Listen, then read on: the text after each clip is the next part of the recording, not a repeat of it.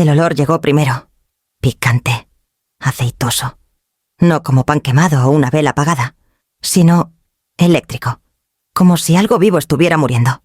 Estaba cortando un durazno, descalza en la cocina, cuando escuché un chasquido, luego un zumbido grave, y después, nada. Entonces, el pasillo se iluminó de naranja.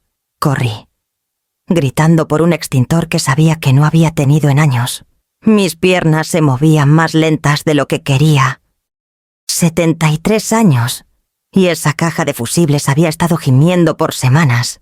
Le dije a Emiliano el día de Acción de Gracias pasado.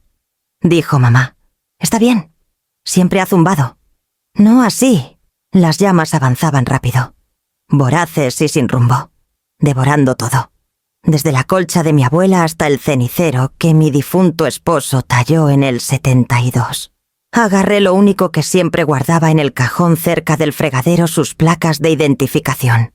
Salí en pantuflas, tosiendo, sin bolsa, sin cargador de celular. Solo las placas. Afuera, el cielo no parecía de atardecer.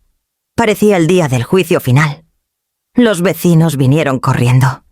Alguien llamó al 911. Alguien más me puso una toalla húmeda en la espalda. Miré mi casa mientras el tejado cedía y se doblaba como papel. Los bomberos hicieron lo que pudieron. Pero esa casa había resistido 98 años. Tardó 17 minutos en derrumbarse. Mi celular vibró en la sala de espera de urgencias. La enfermera me lo dio con suavidad, como si también pudiera quemar. Tenía 3% de batería. Desplacé una lista de llamadas perdidas de números desconocidos. Un enlace de GoFundMe que alguien me envió. Un mensaje de voz de un agente inmobiliario que no conocía. Luego, el nombre de Emiliano.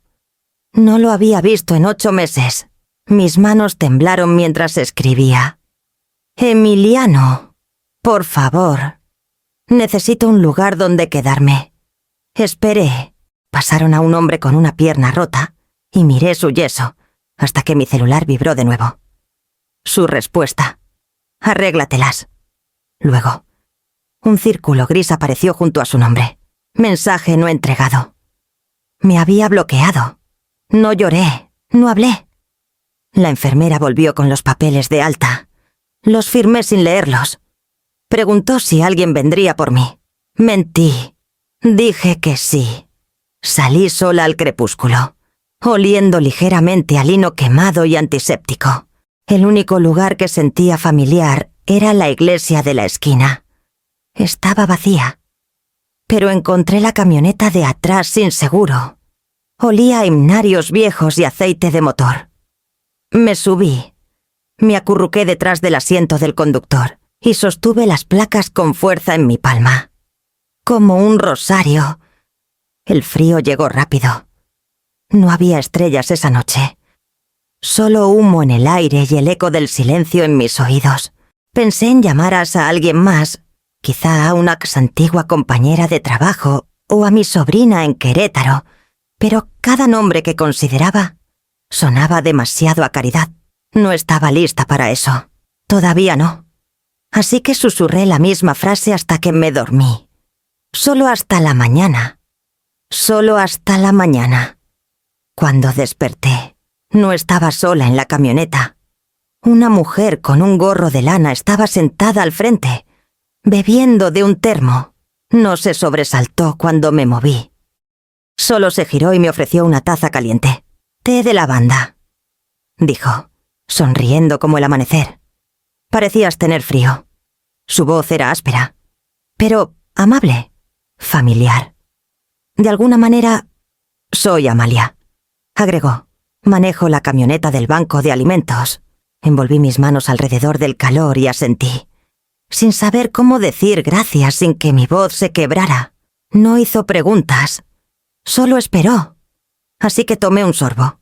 Y por primera vez en horas, el temblor en mis manos se detuvo. Amalia abrió la guantera y sacó una manta doblada. «No eres la primera en dormir aquí». «Marcelina», dijo suavemente. Pero tal vez seas la primera en salir con algo mejor que una oración. No sabía cómo sabía mi nombre. No pregunté. En cambio, me recosté y vi el sol filtrarse por la ventana rota de la camioneta, iluminando las cenizas que aún caían en el aire como confeti en un desfile equivocado. La segunda noche en la camioneta no se sintió como dormir, más bien como pausar la vida lo suficiente para fingir que aún tenía una. Amalia trajo una manta más gruesa, que olía ligeramente a canela y detergente. La dejó a mi lado sin comentarios, junto con una bolsa de papel, una pera, medio sándwich y 2 galletas. No lo llamó caridad, solo sobras que el banco de alimentos no pudo guardar por la noche. No hablamos mucho esa noche. Ella se sentó al frente, hojeando una novela de misterio gastada. Yo me quedé atrás, medio envuelta en culpa y lana. Solía ser chofer de autobús, dijo finalmente, con voz baja y tranquila. 23 años. Me llamaban Amalia sin paradas. Se rió para sí misma. Hasta los niños sabían que no debían pedirme desvíos. Sonreí, débilmente. Yo era bibliotecaria, sin apodo.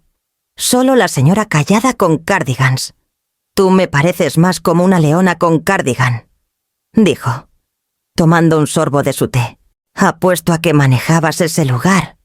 No la corregí. La verdad era que me habían despedido hace 3 años. Mi reemplazo instaló tabletas para préstamos y eliminó la sección de referencia. Cuando me fui, nadie organizó una fiesta. A la mañana siguiente, Amalia llegó temprano. Esta vez con 2 termos. La banda otra vez, dijo, entregándome uno. Sabe mejor si se deja reposar toda la noche. Lo tomamos sentadas en la banqueta, viendo el sol salir detrás de los restos quemados de mi antiguo vecindario. El fuego había perdonado algunos árboles exteriores, pero nada más. Un agente inmobiliario ya había puesto un letrero. No lo miré directamente. La gente confunde la sangre compartida con el amor ganado, dijo Amalia tras un largo silencio. Pero mientras más vieja me pongo, más creo que si no son familia, puedes elegir mejores personas. Sus palabras no se sintieron como consuelo. Se sintieron como permiso. Más tarde ese día, me preguntó si quería acompañarla en su ruta del banco de alimentos. Dudé. Ella lo desestimó. No para trabajar. Solo ven a ver algo vivo. Condujimos 30 kilómetros hasta un parque de casas móviles al borde de la ciudad. Los niños corrían descalzos por la grava. Un anciano repartía jitomates desde una carretilla. Amalia entregaba frascos de lentejas, latas de sopa y cajas de cereal como si estuviera regalando tesoros. Nadie parecía avergonzado. Nadie se apartaba. Me presentó como la señorita Marcelina, experta retirada en libros y dignidad. No la corregí. Una mujer con un bebé en la cadera tomó mi mano y susurró: «Que Dios la bendiga». Casi lloré por eso solo por ser vista. Por la tarde, regresamos a la iglesia. El estacionamiento estaba vacío salvo por 2 sedanes y un hombre barriendo hojas en círculos lentos. «Tienes opciones, ¿sabes?», dijo Amalia, apagando el motor. «Hay un lugar que tengo en la mira. Una escuela primaria cerrada. La ciudad la ha tenido abandonada por años. ¿Para qué? ¿Para la esperanza?». Se encogió de hombros. «O para el óxido. Lo que se mueva más rápido». No respondí.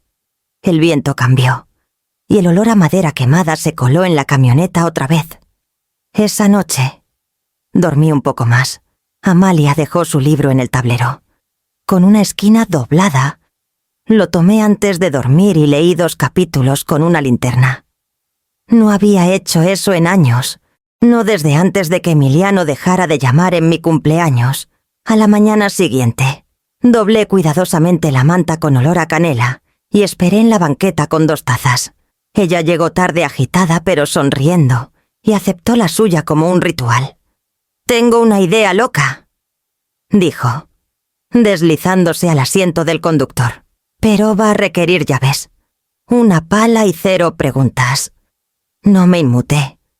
Solo tomé un sorbo de lavanda y asentí. El jefe de bomberos dijo que podía regresar después de 12 días. Esperé 15. No quería verlo. Me dije que no quedaba nada que valiera el dolor. Pero Amalia insistió suavemente. Dijo, «No regresas por las cosas, regresas por ti misma». Así que caminé por el sendero que solía barrer todos los domingos por la mañana. El roble del patio delantero seguía en pie. Carbonizado, pero erguido. Todo lo demás se había derrumbado como una promesa olvidada. La puerta principal se había derretido en un arco de metal torcido.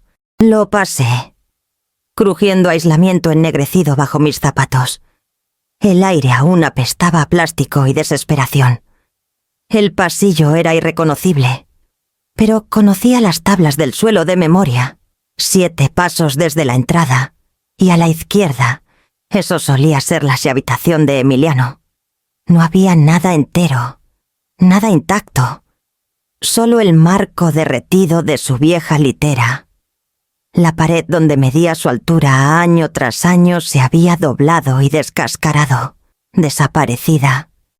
Me arrodillé de todos modos, apartando hollín con la manga de mi abrigo. Fue solo un reflejo. Y entonces lo vi. Una pequeña curva de metal, enredada en alambre. Tiré suavemente, y salió con un susurro de ceniza. Un brazalete de plata deslustrada, con cuentas de letras plásticas azul pálido que deletreaban EMILIANO. Una de las cuentas estaba partida por la mitad. Mi esposo le dio ese brazalete en su 5º cumpleaños. Dijo para que nunca olvide quién es. Sin importar lo grande que se haga, Emiliano lo usó durante 3 años seguidos, hasta que lo cambió por relojes deportivos y sarcasmo. Lo giré en mis dedos, el plástico frío y arenoso. Mi mano se acalambró, pero no lo solté. Me senté allí mismo en las ruinas, con las piernas cruzadas en la ceniza, y sostuve ese brazalete como si estuviera palpitando. Mis palmas se volvieron negras con hollín, pero no las limpié. En algún momento, Amalia apareció con 2 bolsas de papel. No habló, solo me dio una y se sentó a mi lado en silencio. Como alguien en una vigilia, no abrí la comida, no tenía hambre, no era nada. Permanecimos allí un buen rato. Una brisa se coló por el esqueleto de la casa, y una página chamuscada de un libro viejo revoloteó a mis pies. Capítulo 7. No me molesté en verificar de qué historia era. Qué curioso cómo sobreviven las cosas. Murmuré. Las cosas equivocadas. Las pequeñas. Amalia asintió, pero no llenó el aire. Solo se recostó, con las piernas estiradas en los escombros como si fuera un prado. Después de un rato, dijo, esa escuela aún está disponible. La ciudad está lista para dejarla ir por poco dinero. Guardé el brazalete en el bolsillo de mi abrigo.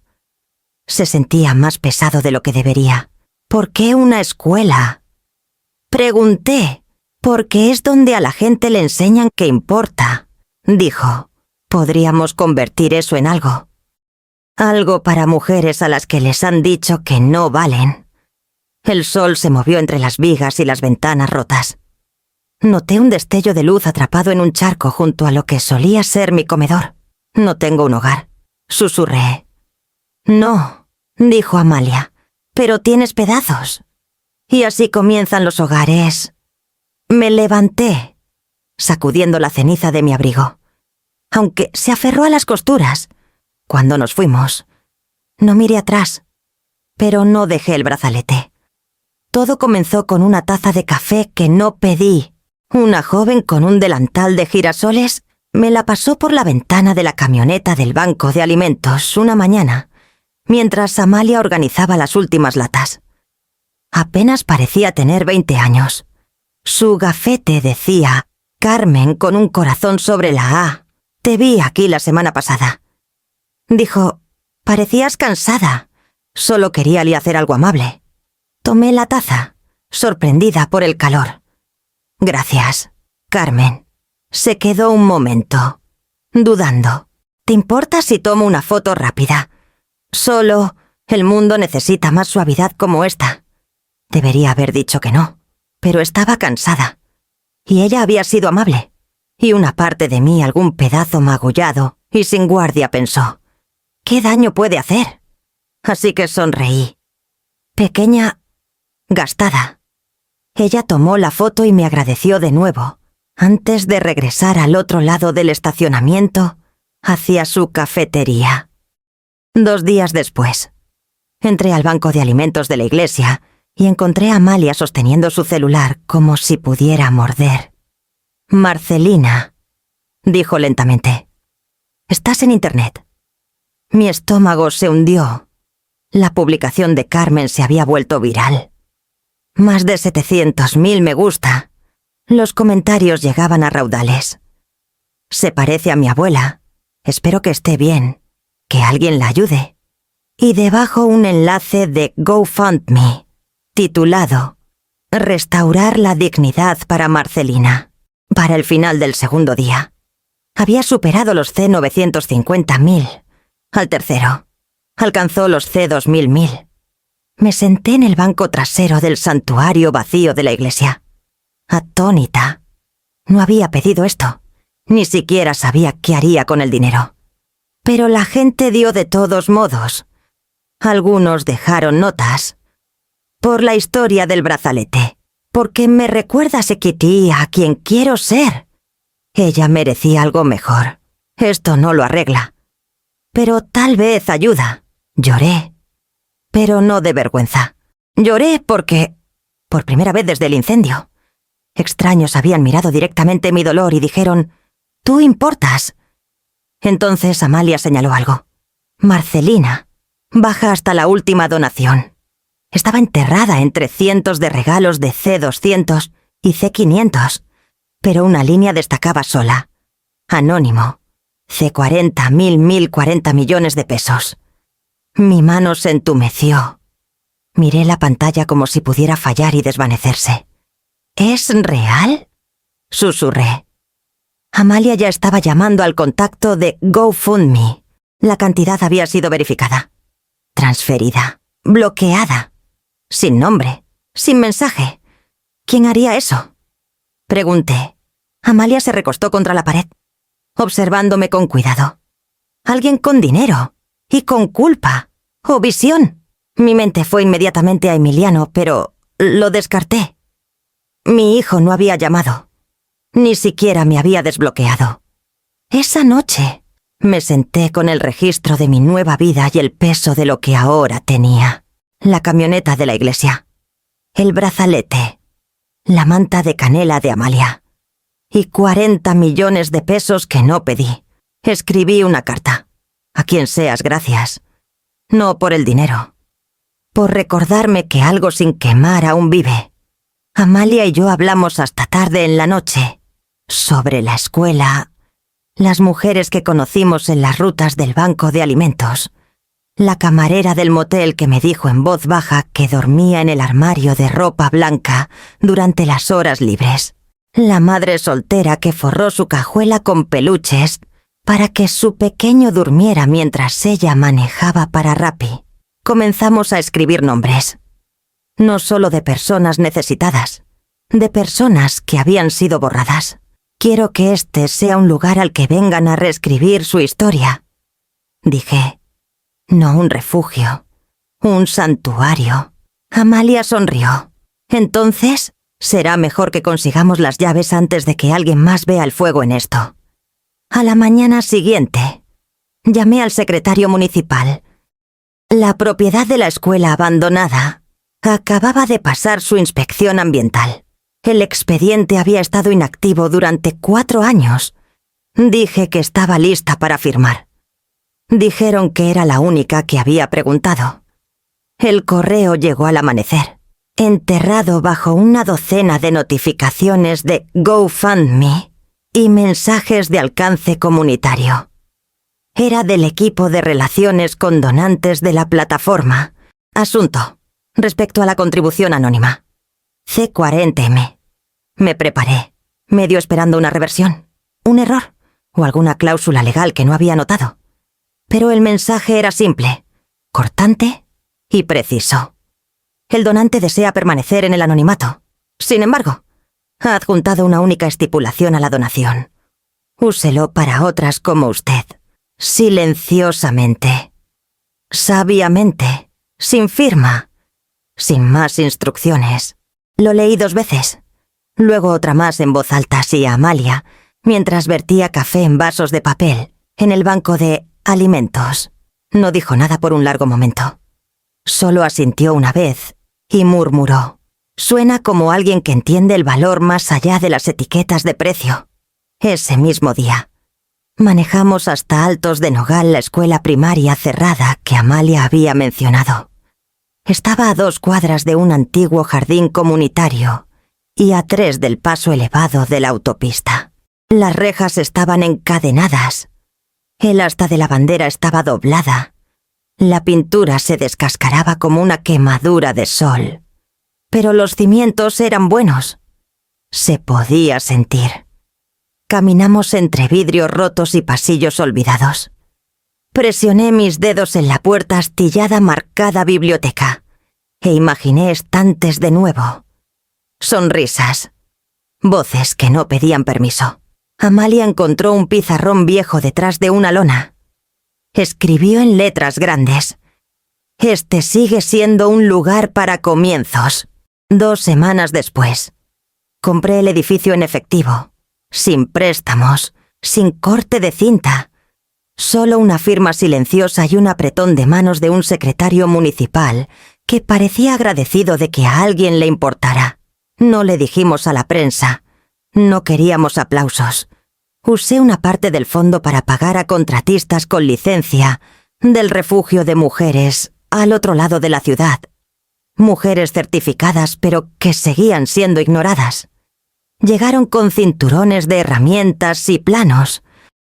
Una de ellas, Lilia, recableó toda el ala administrativa en 2 días. El auditorio se convertiría en un ala de dormitorios. La enfermería, en un centro de consejería. La cafetería, en una cocina cooperativa rotativa con ingredientes donados y recetas compartidas. Lo llamamos el fuego. No un refugio, no una caridad. Un lugar para entrar del frío. Guardé el correo anónimo impreso en un pedazo de papel en el bolsillo de mi abrigo. Lo leía en los días difíciles. Úselo para otras como usted. Silenciosamente. Sabiamente. Y así lo hicimos. El brazalete permaneció en mi bolsillo mientras poníamos el nuevo piso. Cuando la duda se colaba, lo apretaba como una brújula. Emiliano aún no había llamado. Amalia no dijo nada al respecto, pero algunos días dejaba té en una taza que decía: «La resiliencia no es ruidosa».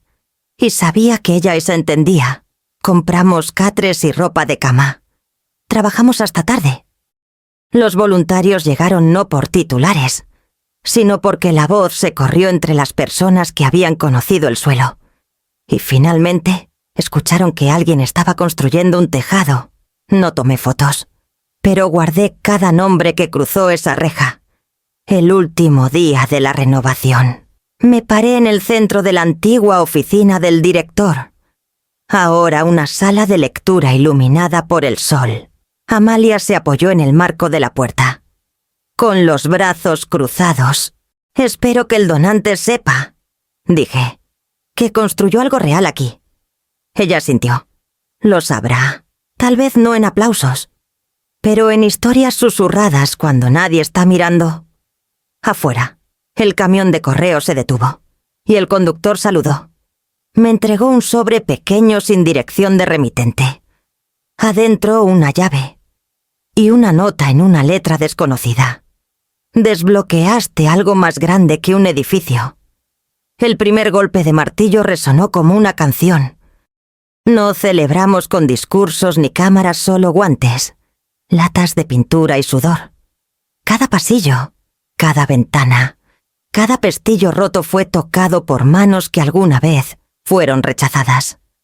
Pintamos sobre grafitis con tonos tierra suaves. Amalia insistió en dorado cálido en los pasillos de los dormitorios. La gente necesita recordar cómo se ve la luz del sol adentro.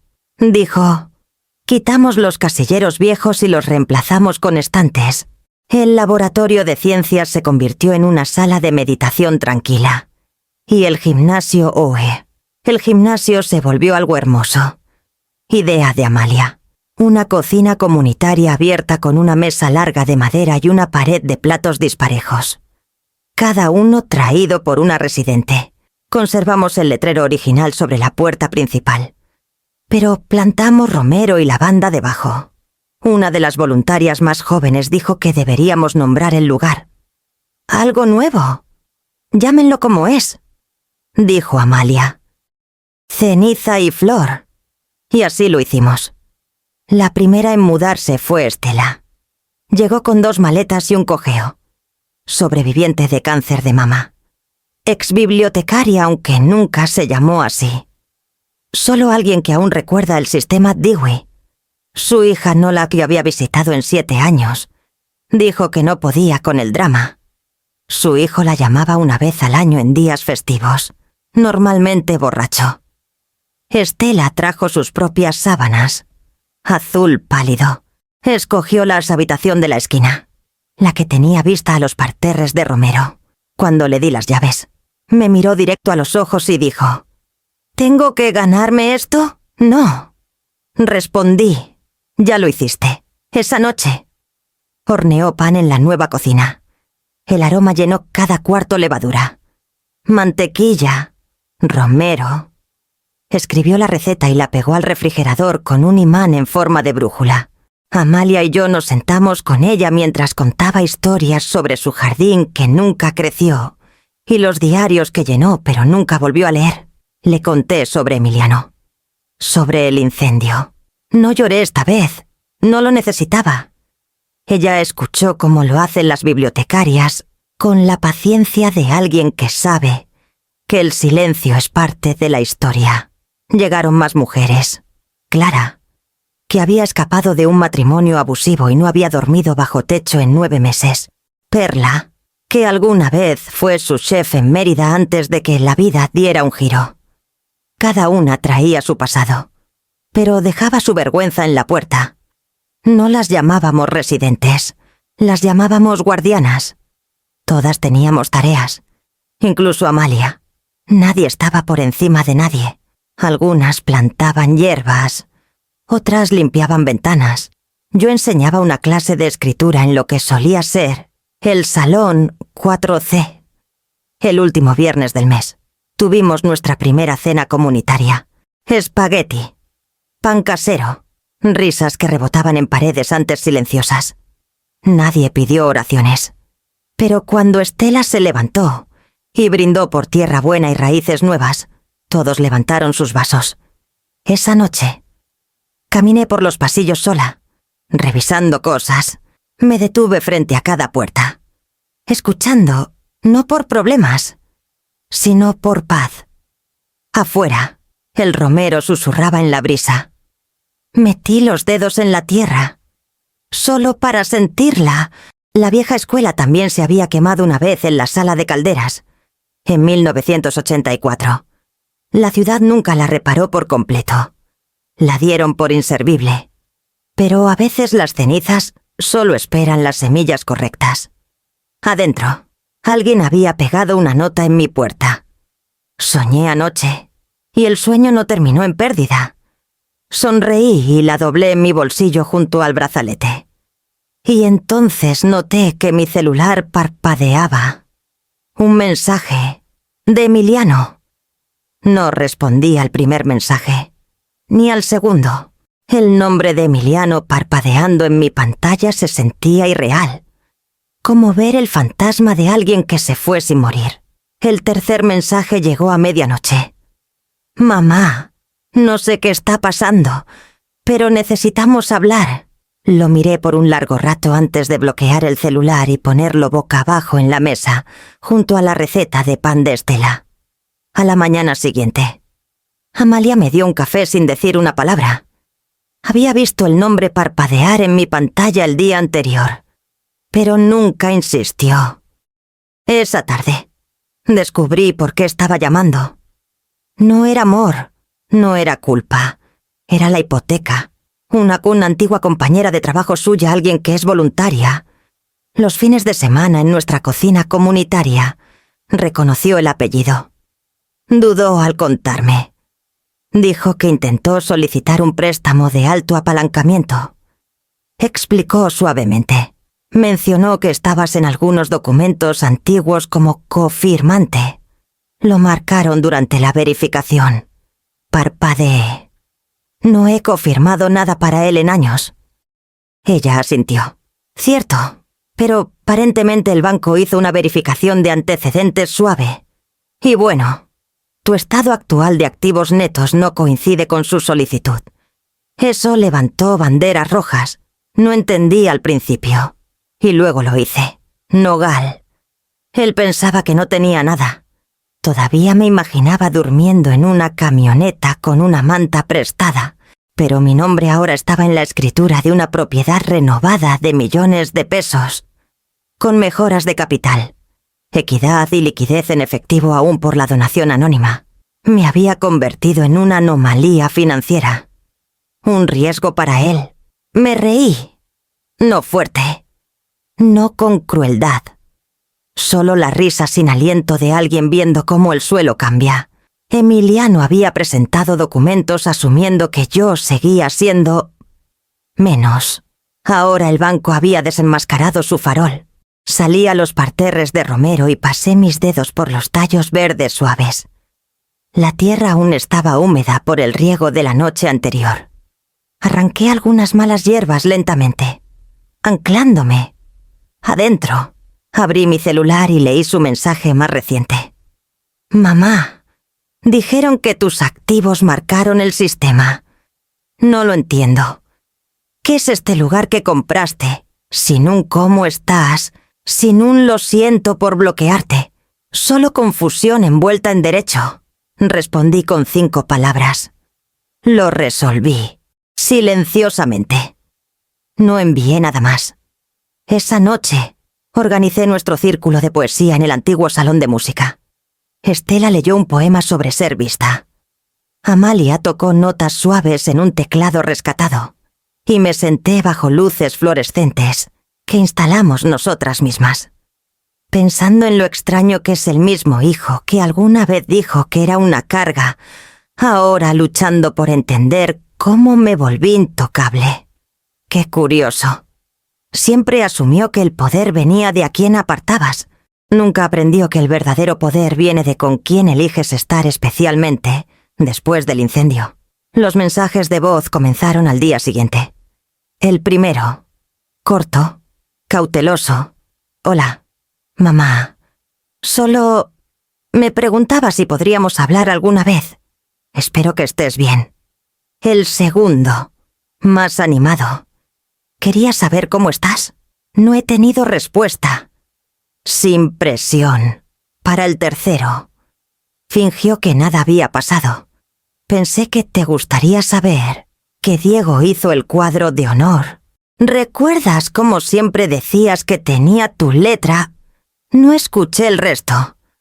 Solo los borré a medida que llegaban, como hojas cayendo de un árbol que ya no las necesitaba. El séptimo mensaje llegó a las 2 de la mañana. Un murmullo divagante sobre algún proyecto nuevo en el trabajo. Y qué loco cómo pasa el tiempo. Terminó con extraño cuando solíamos hablar. Antes de todo esto. Como si yo hubiera sido una nube de tormenta que llegó de la nada. Para el noveno. Incluso Amalia evitaba mirar mi celular. Ese chico está construyendo un castillo de arena. Murmuró una vez, intentando olvidar que ahogó a alguien para hacer espacio. No respondí. No lo necesitaba. En cambio, tomé el micrófono viejo del salón 2B, el que arreglamos para terapia de arte. y comencé a leer en voz alta, no para alguien en particular, sino para las mujeres que no podían dormir. Las que decían que el silencio era demasiado ruidoso. Estela lo sugirió primero. Tienes una voz firme. Marcelina. Calma los nervios. Así que elegí El jardín secreto para empezar. Mi difunto esposo se lo había leído a Emiliano cuando estaba enfermo de gripe durante 3 noches largas, usando voces de personajes y pausas para té entre ellas. ¡Qué curioso! Emiliano no recordaría eso ahora. Leí lentamente, con calidez. Suficiente para arrullar, nunca para apresurar. Para el final de la semana. Teníamos 12 capítulos grabados. Metimos USBs en reproductores portátiles y los dejamos en las mesas de noche. Clara los escuchaba mientras doblaba ropa. Perla los ponía durante sus caminatas nocturnas por el sendero del jardín. Nadie me pidió que explicara por qué lo hacía. Esa era la bondad de Ceniza, y Flor nadie aquí necesitaba una razón para preocuparse. Agregué a Toni Morrison después, luego algunos capítulos de Jane Eyre. El último mensaje de Emiliano esa semana fue solo respiración. 14 segundos de aire e incertidumbre. No lo borré, solo lo dejé allí, sin reproducir, sin invitar. Algunas noches. Amalia se sentaba mientras grababa. Tomaba su manzanilla y no ofrecía más que presencia. Otras noches. Estela añadía armónica entre capítulos. No era pulido, pero era nuestro. Los jueves. Comencé hasta a escribir mis propias páginas. No una novela. No unas memorias. Solo pensamientos. Fragmentos. Verdades que había tenido demasiado miedo de decir antes de que el fuego quemara mis excusas. Una entrada decía: es extraño cómo el silencio solía sentirse como castigo. Ahora es una elección, un refugio. Las grabaciones se convirtieron en parte de la rutina nocturna. Después de que las luces se apagaban y el pan se enfriaba y los esquejes de romero se infusionaban en té para dormir, los pasillos se llenaban con mi voz. No eran sermones, no eran advertencias, solo historias, y lentamente. Me di cuenta. Esto era lo que siempre quise que Emiliano escuchara, que la suavidad no es debilidad, que la calidez no es rendición, que a veces la fuerza más ruidosa se encuentra en no decir nada en absoluto. Una noche, mientras terminaba el capítulo 23 de El jardín secreto, Estela asomó la cabeza y dijo en voz baja: «¿Sabes? Alguien te escucha cada noche ahora». Sonreí y ajusté el micrófono. «Entonces, hagamos que valga su tiempo». No esperaba tener noticias del abogado de Rubén después de todos estos años. El señor Vargas había sido el confidente de mi esposo mucho antes que el mío. Trajes abotonados, paciencia fina como papel, y la voz de alguien que prefería contratos a personas. Aún así, siempre me trató con un respeto silencioso y constante que se sentía más raro con el tiempo. Nos encontramos en un pequeño restaurante justo al lado de la carretera, del tipo con asientos de vinilo agrietado y café filtrado, que no había cambiado desde 1989. Deslizó una carpeta sobre la mesa. «Encontré algo en el archivo de emergencia de Rubén», dijo. «Liberación retrasada. Una de esas contingencias de solo sí y...». Parpadeé. Rubén dejó una contingencia. Asintió. «Solo para abrirse en caso de que tú, y cito, lo pierdas todo». Las palabras colgaron entre nosotros como una segunda presencia. Dentro de la carpeta había un sobre sellado, papel grueso, la letra familiar de Rubén en el frente. «Para Marcelina solo si el suelo se ha ido bajo sus pies». Mis manos temblaron un poco. Pasé mis dedos por el sello, pero no lo abrí hasta esa noche, cuando la casa estaba silenciosa y Amalia se había ido a visitar a su hermana. Adentro había una escritura, un terreno, Una estructura, una cabaña. Monte Colibrí. Oaxaca. Remota, fuera de la red. Comprada bajo el nombre de Rubén hace 27 años. Nunca me lo dijo. Doblada dentro de la escritura había una nota escrita a mano. Si la vida te quita todo, aún mereces una puerta que sea tuya. De nadie más. No pude proteger el mundo de ti, Marce, pero al menos pude dejarte una llave para desaparecer, si eso alguna vez se sintió como salvación. Mi aliento se detuvo. La nota no era larga, solo lo suficiente para recordarme quién había sido Rubén bajo el deber. Las largas horas, la devoción silenciosa. Había preparado para un día que esperaba nunca llegara. Y había llegado. En fuego, en ceniza, en el silencio de Emiliano. Pero no había desaparecido. Todavía no. Aún así, no podía dejar de pensar en la cabaña. ¿Cómo se veía? Si aún estaba en pie. Si alguna vez lo estuvo. Se lo conté a Amalia 2 días después. Miró al techo por un momento. Luego dijo: «Bueno, a veces el pasado te lanza una cuerda en lugar de una cadena». Decidimos visitar. Solo para verla. Sin expectativas. Sin ceremonia. No le dije a Emiliano. No le dije a nadie más. Esa semana reuní algunos de mis cuadernos. Uno de los panes de Estela y el imán de brújula del refrigerador de la cocina. Empacamos ligero.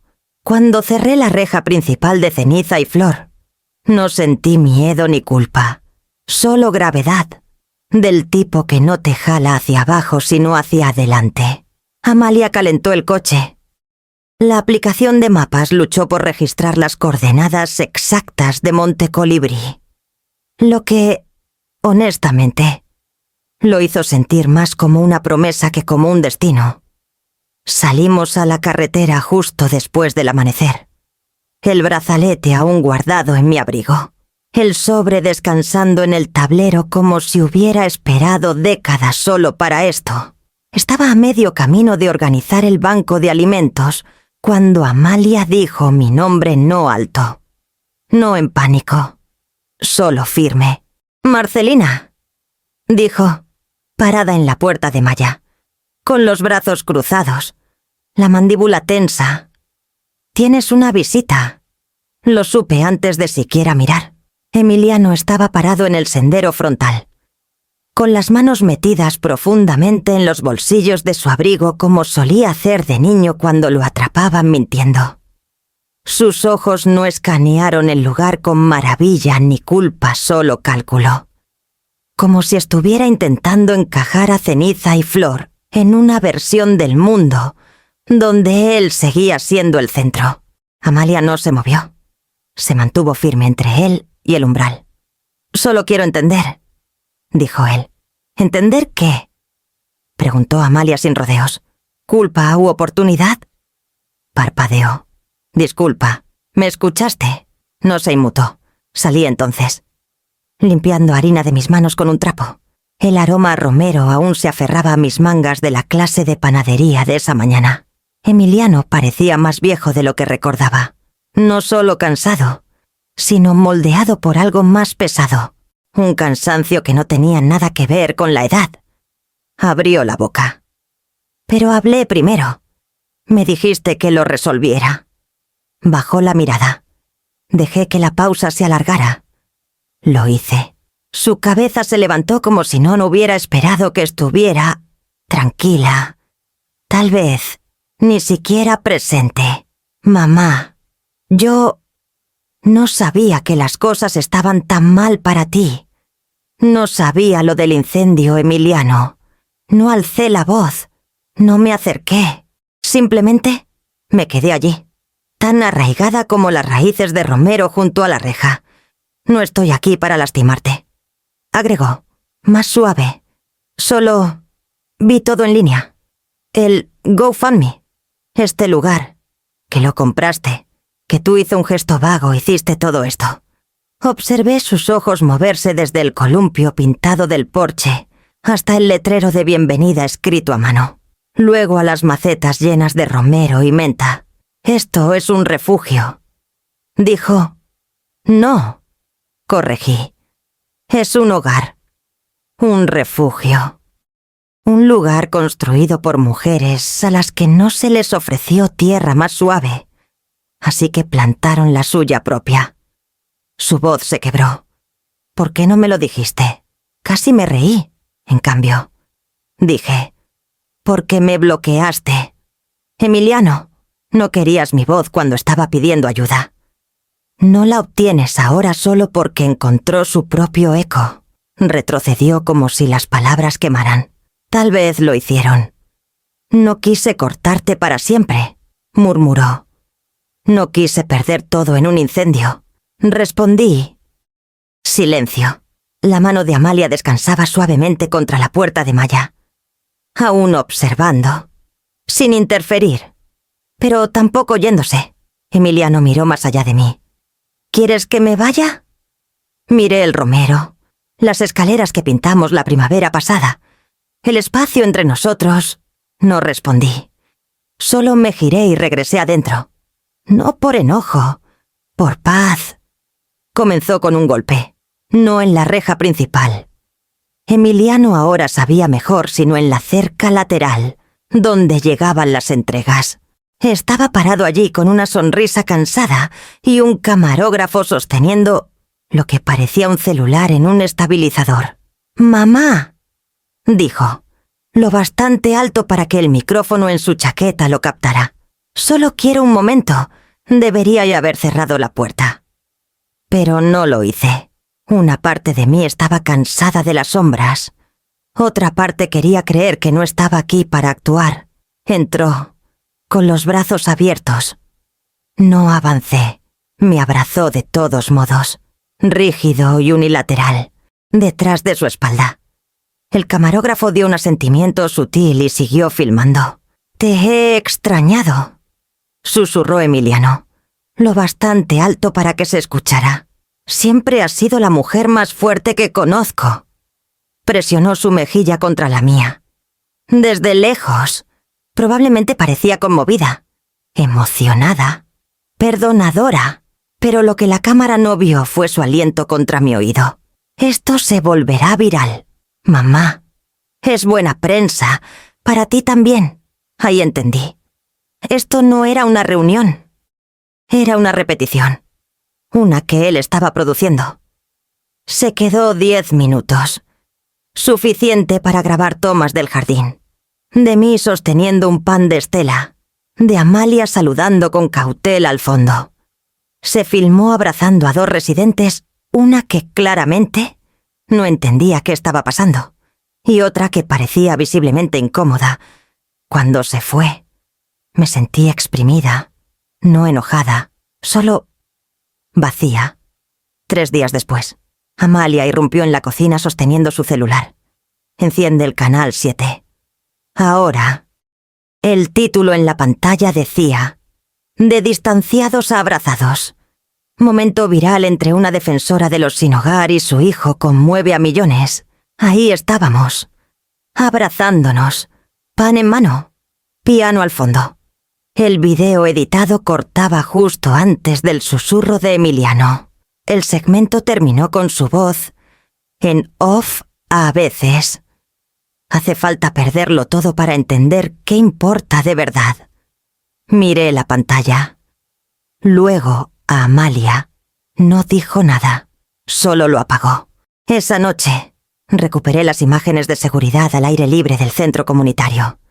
Toda la interacción, el abrazo, el susurro, el gesto burlón que hizo cuando Amalia le dio la espalda. La forma en que se rió silenciosamente del sombrero de una residente al salir. Lo envié, sin editar, a los productores del programa matutino, sin título. Solo la verdad. No respondieron directamente, pero al día siguiente, el segmento desapareció de su sitio. Esa noche, uno de los editores envió un mensaje privado a través del formulario de contacto de Ceniza y Flor. No lo sabíamos. Gracias por la corrección. La verdad completa importa más. No me sentí triunfante. No me sentí vindicada. Pero sí me sentí limpia. Más tarde esa semana, Amalia me encontró cosiendo etiquetas con nombres en ropa de cama nueva.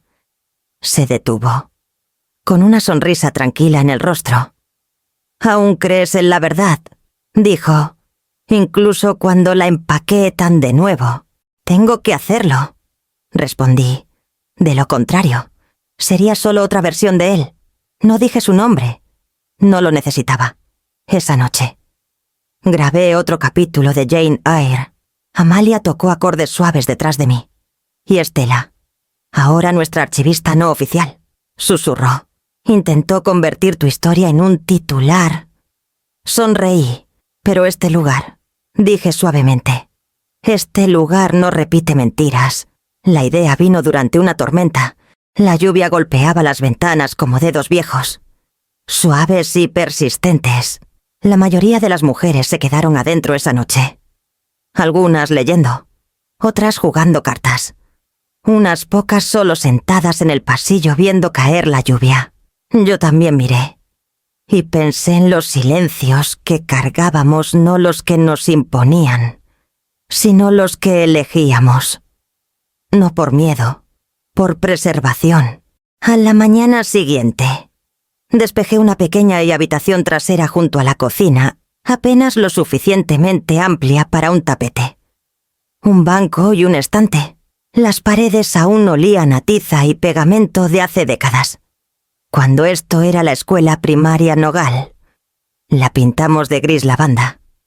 Colgamos una cortina suave sobre la puerta. Dejamos los zapatos afuera. No le puse nombre al principio. Solo la llamé la habitación tranquila, pero pronto Amalia comenzó a decir: «Está en la habitación sin arrepentimientos», y el nombre se quedó al segundo día. Estela trajo una vela en forma de paloma. Clara colocó una pequeña planta en la esquina. Una ex-enfermera llamada Noemí dejó una canasta de piedras de río lisas.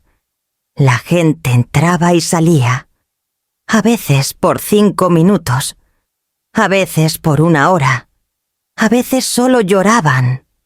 Otras veces no se movían en absoluto, pero las notas fueron lo que lo hicieron real. En la pared pusimos un marco de madera con cuerdas y pinzas. Tarjetas en blanco estaban en un estante junto a una pluma. No pedí que escribieran, solo invité. En una semana había docenas. Me perdono por quedarme demasiado tiempo. Sostuve la ira como si fuera prueba, pero solo probó que aún me dolía. Nunca se disculpó. Pero no necesito un eco para saber lo que escuché. Una mujer escribió hoy: «Perdono a mi hija, pero no la invito a entrar». Leí esa 3 veces. Luego me senté en el banco por más tiempo del que pretendía. Pensé en Emiliano.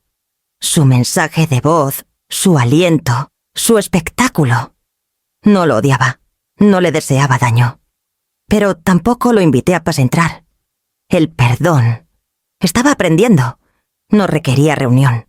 Solo liberación. Así que dejé una tarjeta también. «Fuiste mi tormenta, pero no obtienes el tejado que reconstruí». Se quedó allí, sujeta en el centro. Unos días después, llegó una nueva residente llamada Inés. Había sobrevivido más de una guerra. Sus manos siempre temblando. Su voz suave e insegura. No escribió una tarjeta durante 2 semanas. Luego, una mañana, la encontré, sujeta al borde. Pensé que necesitaba que dijeran «lo siento», pero necesitaba que yo dijera que se acabó. Encendí la vela de paloma esa noche. Preparé té de lavanda extra. Amalia pasó y se sentó a mi lado, con las rodillas crujiendo al bajar. «¿Cuál es la lección de hoy?», preguntó. Le di la nota. La leyó. Asintió y susurró: «Amén». Afuera, la lluvia había regresado suave, paciente, sin prisa. Adentro, la habitación sin arrepentimientos guardaba espacio para todas nosotras, que elegimos la paz sobre la explicación. Y era suficiente. Emiliano volvió a aparecer. Pero esta vez no lo seguían cámaras. Llevaba un blazer gris carbón como algo que eligió solo para esta conversación. Su rostro tenía la misma sonrisa tensa de la infancia, la que usaba cuando necesitaba algo de maestros o vecinos. Encanto inclinado hacia la disculpa, pero sin peso detrás. He estado pensando. Comenzó, sacando una silla frente a mí en la oficina comunitaria. Has construido algo increíble, y quiero ser parte de esto. No lo interrumpí. Lo digo en serio, dijo, con las manos planas sobre la mesa. He estado investigando la gestión de organizaciones sin fines de lucro. ¿Tienes donantes ahora? Tracción. Este lugar está creciendo. Pero eventualmente necesitarás ayuda. Y pensé, tal vez podría ayudar a supervisar el fondo del refugio. Traer estructura, estrategia. Dijo estructura como si acabara de descubrir la palabra en una revista. Me agaché y saqué la carpeta que había preparado semanas atrás. Alguna parte de mí siempre supo que este momento llegaría. La deslicé por la mesa. La abrió y frunció el ceño. Las páginas crujieron. Se detuvo en la tercera hoja, luego otra vez en la quinta. Su mandíbula se tensó. Un fideicomiso irrevocable, murmuró. Asentí una vez, y el consejo 3 mujeres, ninguna de las cuales soy yo. Estaban aquí cuando tú no. Dije suavemente. Siguió hojeando. Esta cláusula. ¿El fundador renuncia a toda discreción relacionada con la familia? Significa que ningún reclamo de sangre puede anular la estructura. Nunca. Me miró, herido como si lo hubiera golpeado. Me encerraste fuera. No, respondí, con voz pareja. Tú saliste. Solo me aseguré de que la puerta no se abriera en ambas direcciones. Sus manos se cerraron en puños. Entonces, eso es todo. ¿Me estás cortando de tu legado? Esto no es mi legado. Emiliano. Me incliné hacia la delante, descansando ambas manos en la mesa. Los dedos tranquilos. Es de ellas. Dije, de Estela, de Amalia, de Inés y de la mujer que escribió ayer. Finalmente dormí toda la noche. A ellas pertenece esto. Miró los papeles del fideicomiso. La tinta como barrotes en una jaula que asumió podría abrir. ¿Es definitivo?, preguntó. Fue definitivo antes de que llegaras. Se levantó. La silla chirrió contra el suelo. Por un momento, pensé que diría algo cruel, algo lo suficientemente afilado como para sentirse como verdad, pero no lo hizo. Solo apretó los puños más fuerte y salió por la puerta principal sin mirar atrás. Cuando cerré la carpeta y la devolví a la caja fuerte, no me sentí triunfante, solo firme. Salí al jardín después. Amalia estaba regando en lavanda. Lenta y segura, no necesitaba preguntar qué pasó. Me dio la manguera, la tomé, y juntas cuidamos las raíces que no necesitaban permiso para crecer. Vi el artículo por primera vez cuando Amalia deslizó su tableta por la mesa, su rostro tenso e ilegible. Hijo se reconecta. Tras la tragedia. Una historia de redención. Ahí estábamos una foto antigua del metraje anterior. Yo congelada en medio del abrazo. Ojos cerrados. Su rostro inclinado perfectamente hacia la cámara. El artículo lo pintaba como un hijo arrepentido regresando para cuidar a su madre en su momento de necesidad. Describía a Ceniza y Flor como un refugio fundado por la familia para la sanación. Y lo citaba generosamente. Mi nombre estaba en él exactamente 2 veces. Una en el pie de foto, otra como nota al pie. No se mencionaba el fideicomiso, ni el bloqueo legal, ni el mensaje de voz, ni el incendio. Solo su historia, pulida y escenificada. Miré el titular otra vez. Redención. Probé la palabra como ceniza. Más tarde ese día, Amalia me encontró en el parterre de Romero. Estaba arrancando malas hierbas con más fuerza de la necesaria. Se sentó cerca. No habló por un rato. Luego, finalmente, ¿vas a dejar que él tenga la última palabra? No respondí. Esa noche, abrí mi vieja cuenta social. Había estado inactiva por años, silenciosa. Como había elegido estar, la contraseña aún funcionaba. Actualicé la foto de perfil con una toma del jardín, sin filtros, solo verde, piedra y paz. Y luego escribí una sola oración. El abandono no caduca cuando llega la vergüenza. Sin hashtags, sin contexto. Cerré sesión. Por la mañana, Amalia levantó su celular. «Estás en tendencia». Ni siquiera me inmuté. Solo asentí. La gente reconoce la verdad cuando está desnuda. Para el final del día, la publicación tenía más de 800.000 me gusta, miles de compartidos, comentarios de extraños llegando a raudales. Todo esto, yo también me fui. No estaba listo entonces, pero no esperaron para siempre. Gracias por decir lo que mi madre nunca dijo, pero sintió. El silencio no es debilidad.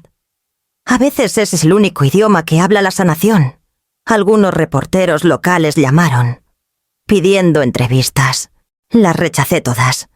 Las mujeres en ceniza y flor no necesitaban otra cámara husmeando en su paz, y yo tampoco. Lo único que acepté fue una entrada en el boletín que enviábamos trimestralmente, algo que Amalia y yo normalmente redactábamos juntas, pero esta vez lo escribí sola. Fue corto. A los que solo aparecen después de los escombros. Sobrevivimos sin ustedes, no por orgullo, sino por necesidad. Plantamos jardines en Hollín y aprendimos que la alegría no pide titulares. Emie. Cuando llegó el siguiente camión con ropa de cama, uno de los conductores se inclinó mientras firmaba el formulario de entrega. Leí tu oración. Dijo. Me hizo llamar a mi mamá. Le agradecí. Lo vi alejarse. En el silencio, miré el romero otra vez, como nunca se disculpaba por crecer más fuerte después de la helada. Y entendí, en mis huesos, que la verdad nunca necesitaba volumen. Solo necesitaba suelo. La invitación llegó por mensajería. Papel crema. Grabado en dorado. Los nombres de Emiliano y Adriana, entrelazados como enredaderas. La miré más tiempo del que debería.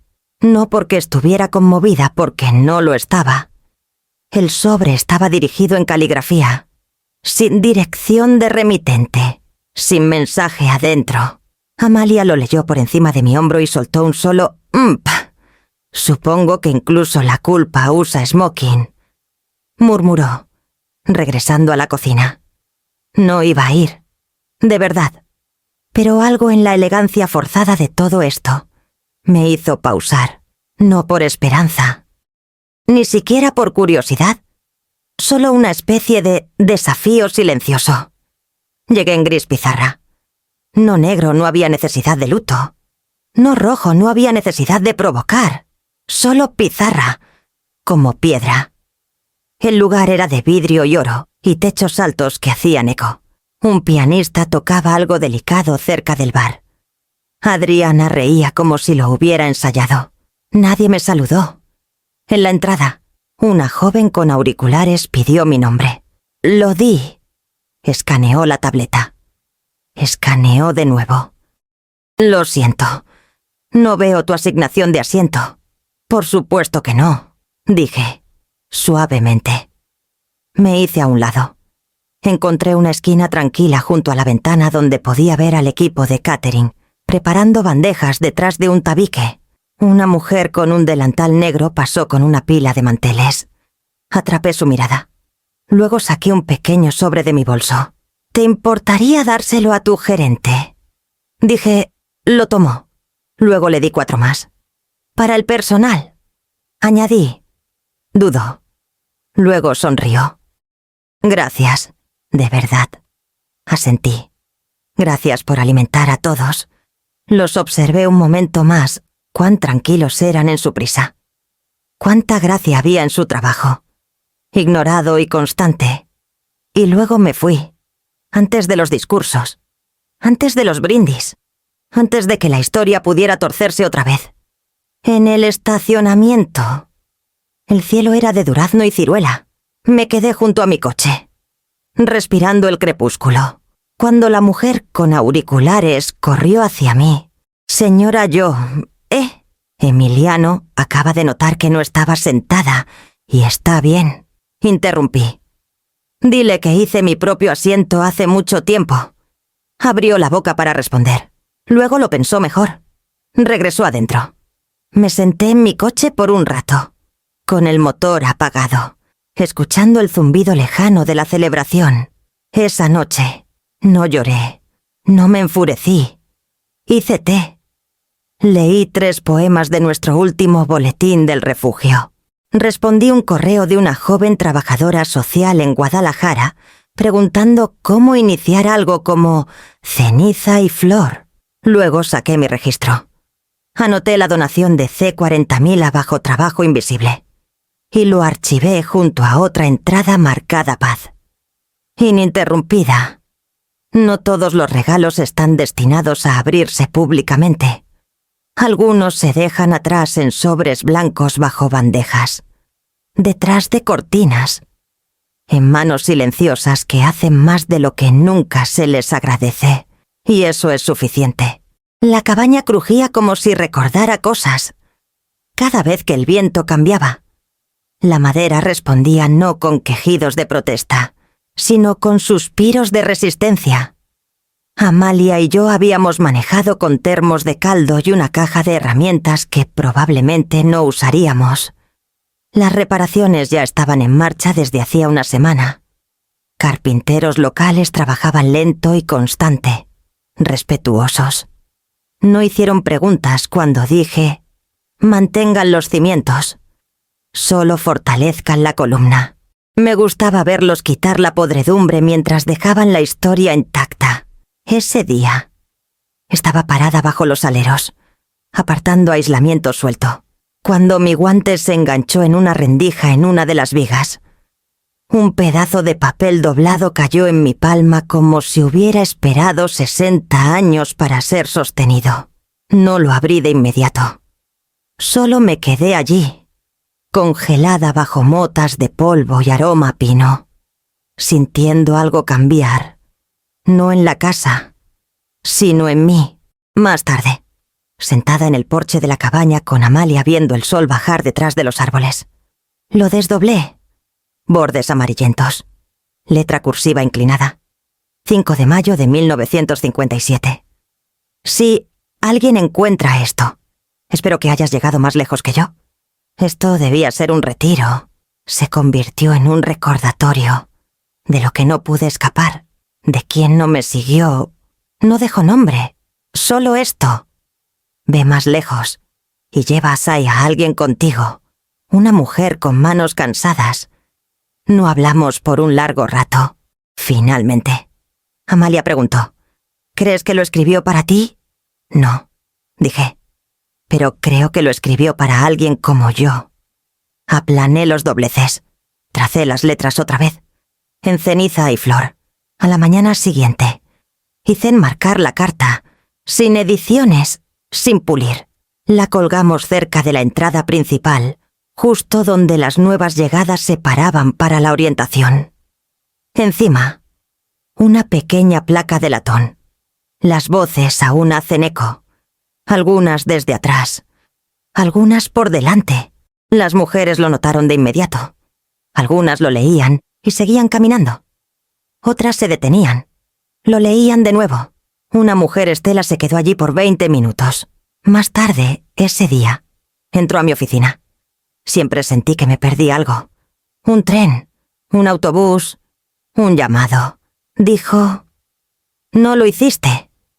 Le dije: «Estás en el andén ahora, y las puertas aún están abiertas». Esa noche, caminé por los pasillos sola. Las habitaciones estaban llenas de pequeños sonidos, risas suaves, el clic de una aguja de tejer. Agua hirviendo a lo lejos. Me detuve en la entrada otra vez. Miré la carta una vez más. Esa mujer de 1957 no firmó su nombre. pero de todos modos envió un mapa. Y de alguna manera, lo seguimos no al mismo destino, sino más allá. Esa noche, escribí mi propia carta. No la escondí. La pegué en la parte trasera de la puerta del banco de alimentos en la cocina comunitaria. Si estás leyendo esto, has llegado adentro. Eso ya es más lejos que la mayoría. Sigue adelante. Tu historia no comenzó aquí, pero podría echar raíces aquí. M. Anderson. Dejamos lo que podemos, ya ves. Tazas, mantas dobladas y las cartas que no sabíamos que alguien necesitaría.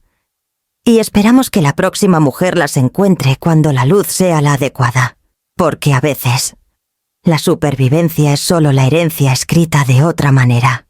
Comenzó con una hoja de cálculo y un presentimiento. Los desalojos en Puerto Esperanza habían triplicado en 2 meses. Amalia rodeó los números con su pluma roja habitual. Luego me dio la hoja impresa sin decir una palabra. No necesitaba decir nada. Había visto esa mirada antes, la que decía: «Sabes lo que tienes que hacer. Hazlo». El edificio era una casa de huéspedes desgastada en la calle Colibrí. Pintura descascarada, canaletas caídas, ventanas que no se habían abierto en años, pero tenía historia. Y más importante, tenía cimientos lo suficientemente fuertes para sostener nuevas historias. No hicimos una conferencia de prensa ni anunciamos nada sofisticado. Solo un pequeño letrero, laminado en el jardín frontal. La casa Colibrí, un lugar suave para días duros. En una semana, las puertas se abrieron a 5 mujeres y 2 niños. En 2, estaba llena. Pusimos literas donde antes había habitaciones privadas. Construimos una cocina comunitaria con donaciones y electrodomésticos de segunda mano. Amalia manejó la mayor parte del presupuesto. Yo me enfoqué en la calidez, colchas, libros y pan fresco cada domingo por la mañana. El vecindario no protestó, no abiertamente, pero al otro lado de la calle. El complejo de lujo se alzaba silencio de paredes de vidrio y chóferes de ballet que nunca hacían contacto visual. No lo entendí hasta que lo vi. Emiliano estaba regando el romero en la maceta frontal cuando lo vi pasar. No miró a izquierda ni derecha. Solo mantuvo los ojos pegados a su celular. Pero conocía la ruta, el edificio que tanto deseaba comprar, la vida que pulía para extraños. Estaba justo frente a un refugio nombrado por el pájaro que construye su hogar con cosas desgastadas. No saludé, no me moví, solo seguí regando. Pasó de nuevo al día siguiente, más lento. Miró hacia arriba, brevemente, al tercer día. Se detuvo. Al otro lado de la calle, bajo un sicomoro. Se quedó parado 1 minuto entero. No fingí no verlo, pero no lo llamé. Ya no era la historia. Dentro de la casa Colibrí, una mujer llamada Quimena estaba enseñando a 2 niños cómo hacer sopa de lentejas. La cocina olía a ajo y tomillo. Las risas venían en pequeños estallidos cautelosos. Y de vez en cuando, Amalia asomaba la cabeza para verificar el uso de energía. Los recibos, el pestillo de la puerta trasera. Habíamos plantado hiedra en las paredes, no para cubrir las grietas, sino para llenarlas con algo vivo. Esa noche, actualicé nuestro registro compartido. Segundo refugio, lleno en 2 semanas. Voluntarios rotando, comidas estabilizadas, una carta en el buzón. Paso todos los días. Pensé que lo tenía todo. Ahora no estoy tan seguro. Sin firma. Amalia la leyó. Me miró. ¿Quieres apostar quién fue? No, dije, cerrando el registro. Ya perdió. El correo llegó a través de mi formulario de contacto público. Asunto urgente. Se necesita firma para registro financiero. Pendiente de Emiliano. Anderson Email.com. Lo miré por 2 minutos completos antes de hacer clic. No era largo. Solo unas pocas oraciones cortantes sobre una cuenta previamente coposeída que requería mi firma para su autorización.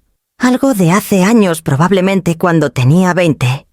Y yo tenía esperanza. No respondí. A la mañana siguiente, llamó a la línea de Amalia.